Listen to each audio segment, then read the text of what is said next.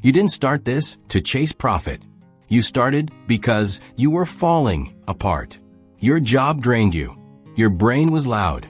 You felt stuck mentally, emotionally, spiritually. You weren't looking for a business idea. You were just trying to breathe. One night, desperate for something, anything, to ground yourself, you opened a dusty candle-making kit someone gave you 2 Christmases ago. You melted the wax, added lavender, poured it into an old glass jar. Then you scribbled a single phrase on masking tape and stuck it to the front. I'm allowed to begin again. That candle wasn't for sale. It was for survival. But when you lit it, something shifted. Your chest loosened. The room softened. For the first time in weeks, you felt calm. And that sentence? It felt like permission. The next day, you made another. This time, the label read, I am not behind. You posted a photo on Instagram, not to sell, just to share. Someone messaged, where can I buy this? That question changed everything. Because your candle wasn't just wax. It was a mirror, a breath, a moment of stillness. And without realizing it, you had created what thousands of others were quietly looking for. Here's the hidden truth. Most businesses in America don't begin with a pitch deck. They begin with burnout and a tiny act of defiance. That first candle didn't launch a brand. It lit a path. Now the question is, will you keep walking? You don't need a warehouse. You don't need a business loan. You don't even need to know what you're doing. You just need a reason and the guts to move before you're ready. You were sitting on the floor of your 400 square foot apartment, surrounded by jars, wax, and packing tape. Your dining table was your workbench. Your kitchen counter held your first 5 candles. Nothing about it looked like a business. But it was. The first step? You named it. Not because the name was perfect, but because it felt like what you were trying to create. Something gentle, something healing, something that said, this is for people like me. You checked the name on GoDaddy. The .com was available. You bought it for $11. Then you opened Canva and made a logo using a free template. Simple text, soft color, clean lines. It wasn't fancy. It was enough. Next, you built your first website using Shopify's free Dawn theme. No coding, no developer. Just copy, paste, and publish. At the same time, you claimed your Instagram and TikTok handles. Posted 3 simple photos. 1 candle, 1 quote, 1 shot of your setup on the floor. You wrote a short bio. Hand-poured affirmation candles. From burnout to peace. That was your message. And it hit home. You launched on Etsy first. You wanted something easy. Built-in traffic. 1 listing, $7. But within weeks, you realized the truth. If you want control over your brand, your voice, your future, you moved to Shopify. So you did. Here's the secret nobody told you. The best founders launch before they're ready. They build while learning. They sell while scared. They start before the plan is finished. You don't need permission. You need a publish button and the courage to hit it. You thought your first sale would feel like a win. And it did, for about 12 seconds. Then panic hit. You didn't have a printer. You hand-wrote the shipping label. Twice, because the zip code smudged. You didn't calculate the weight correctly. So USPS charged $11 instead of $5. You spent 45 minutes packing 1 candle and still forgot the thank you note. That's when the truth hit you. You weren't building a business. You were building a time bomb made of stress and duct tape. And here's the part no one warns you about. Success makes chaos louder. If your system cracks at order number 5, it will collapse at order number 50. Growth doesn't fix broken processes.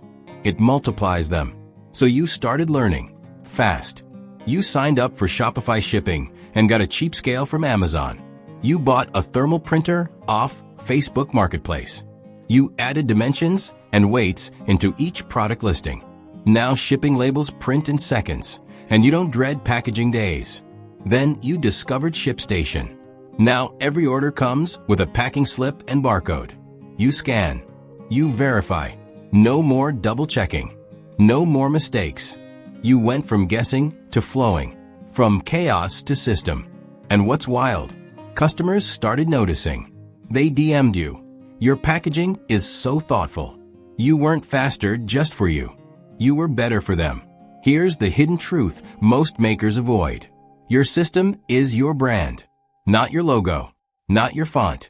The experience. The trust. The delivery. So if you're still handwriting labels and taping receipts to boxes, this is your warning. Don't wait until you're drowning to learn how to swim. Build the process now while it's still small. Because scaling isn't just more orders. It's more pressure on everything you haven't fixed. You're not getting paid to pack boxes. You're getting paid to build a system that packs without you. Once your orders start rolling in, your real enemy isn't marketing or product. It's chaos. And if you don't systemize fast, fulfillment will crush your creativity. At first, you were handwriting labels, cutting tissue paper, measuring every box. One order took 45 minutes, your back hurt, your brain hurt, and you hadn't even lit a candle for yourself. Then you made a decision. This has to get easier, or it won't last. So you did what real operators do. You standardized.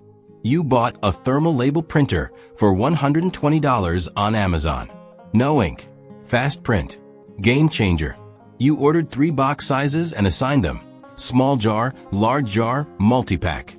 You created a packing station on a $60 IKEA cart with a tape dispenser, branded thank you cards, and pre-cut craft paper. Then you went digital.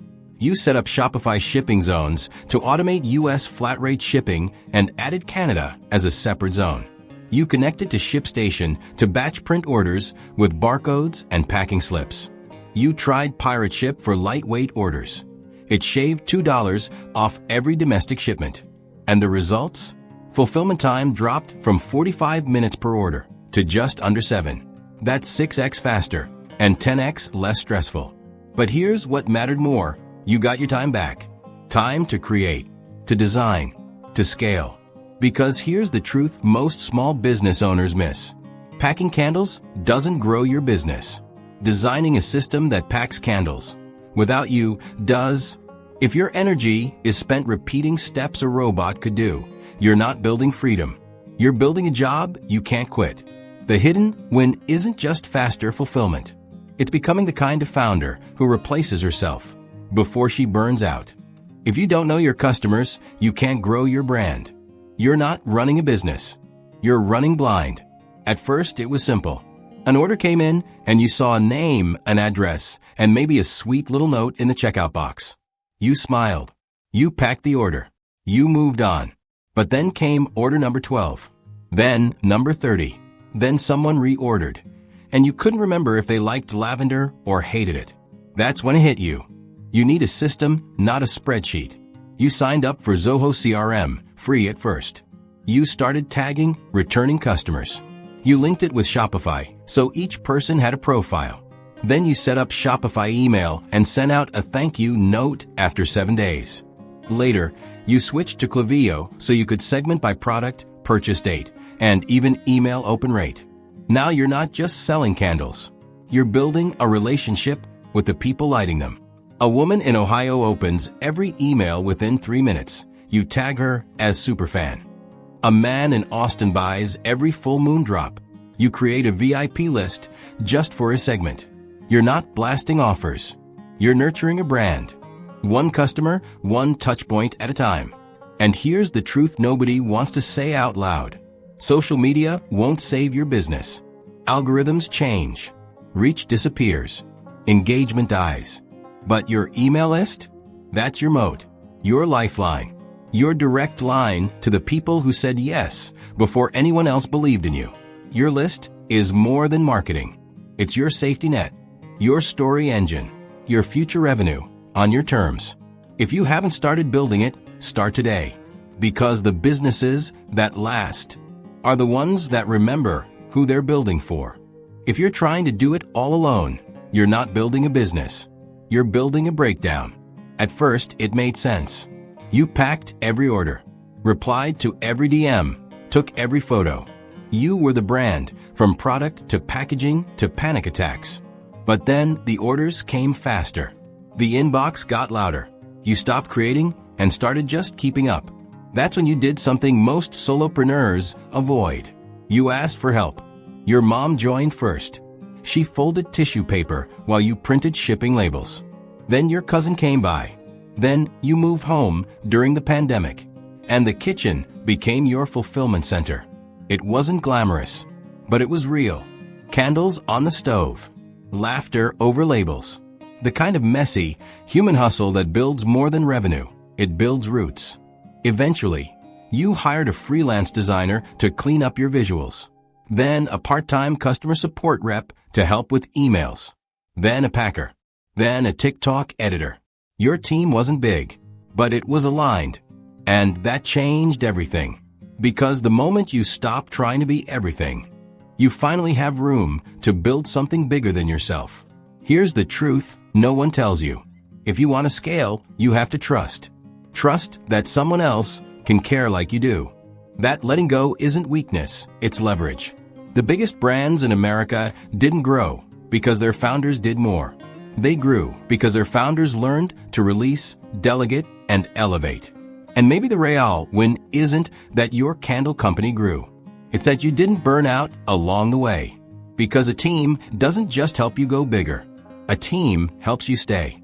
If I started today, I wouldn't focus on branding first. I'd build the foundation that holds the brand up. Because the truth is, most small businesses don't fail from bad products. They fail from bad systems. If I could go back, the first thing I'd do is meet with a CPA. Not after I hit $10,000. Not when tax season looms. Day one, I'd ask, should I be a sole prop or LLC? How do I track expenses? What do I write off? Because figuring it out later cost me thousands. Second, I'd skip the cheap platforms and start with Shopify. I wasted weeks on free tools that broke under pressure. Shopify gave me order tracking, built-in analytics, shipping integration, and most importantly, peace of mind. Third, I'd automate sooner. ShipStation, Klaviyo, digital packing slips, autoresponders, all the stuff I thought I didn't need yet. Turns out, when you need it, it's already too late. Because once your product takes off, it doesn't ask if you're ready. It exposes everything you ignored. That's the part no one warns you about. A great product can't survive a weak system. You could have the best candles, the most heartfelt mission, the most beautiful story. But if your fulfillment breaks, your email list dies, and your receipts are in a shoebox, you're not building a brand.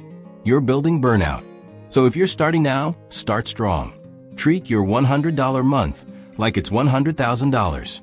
Because success doesn't wait until you're prepared. It rewards the ones who already are. If this video spoke to you, even just one sentence, hit the like button so the algorithm sends it to someone else who needs it. And if you felt seen in any part of this story, share it with a friend who's been sitting on an idea for way too long. This isn't just about candles, or scrunchies, or side hustles. It's about building something that gives you back your life. So subscribe if you're ready for the next step.